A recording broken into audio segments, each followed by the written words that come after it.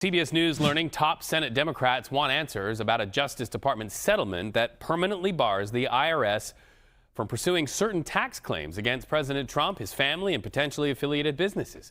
The lawmakers say the agreement raises serious questions about whether Trump-linked companies could also be shielded from the future tax enforcement. So a lot to break apart here. Live to CBS News Justice reporter Jake Rosen, who's been chasing this from the very beginning.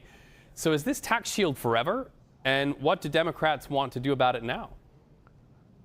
This tax shield that was given to President Trump, his two oldest sons, Eric and Don Jr., as well as the Trump Organization, only apply for any tax filings that were made for this year, Reed, going back into the past. They do not apply to future potential tax audits by the Department of Justice as part of this settlement between President Trump and his own government and Justice Department and IRS to settle that $10 billion suit that he brought. But what Senators Warren and Ron Wyden and Chuck Schumer are all asking questions of are about these Trump-affiliated or Trump-advised companies that are out in the ether making millions of dollars. Think about the reporting we had last week with President Trump's financial disclosures and the millions and millions of dollars that he made just in the last year on cryptocurrency and other things like that the Trump family either was involved in starting or currently advises on.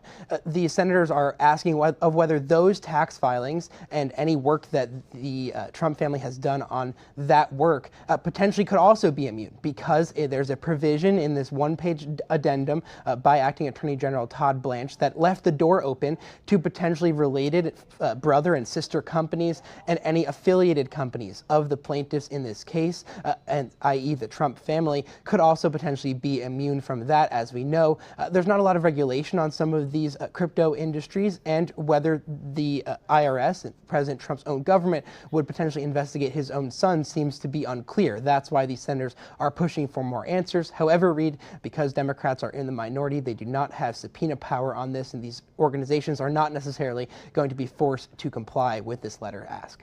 Okay, so while we have you, there's another matter that you've been reporting on. A federal judge ruled President Trump's blanket January 6 pardons do not apply, of course, to that Virginia man who's accused of planting pipe bombs outside the RNC and the DNC headquarters. What do you know there?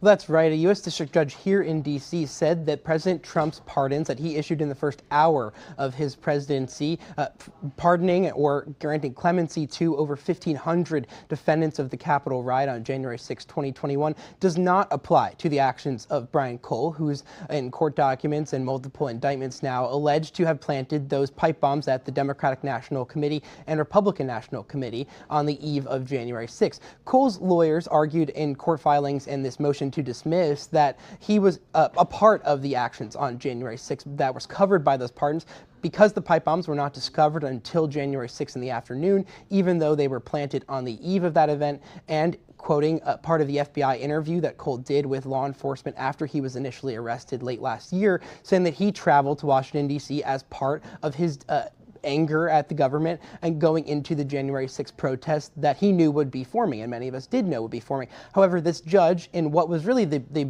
biggest test of these pardons so far, and definitely the most high profile, given what these bombs would have done if they had exploded on that day, says that simply rejecting that notion, saying that the pardon only covers those who were actually convicted or indicted for their actions on that day, and there'll be a court hearing in this case later this week as Brian Cole and his attorneys continue to try to get these charges dismissed in this case. And federal prosecutors are seeking major penalties for not just the use of explosives, but traveling across interstate lines to plant these bombs allegedly. All right, Jake Rosen, thank you for that. Good to see you.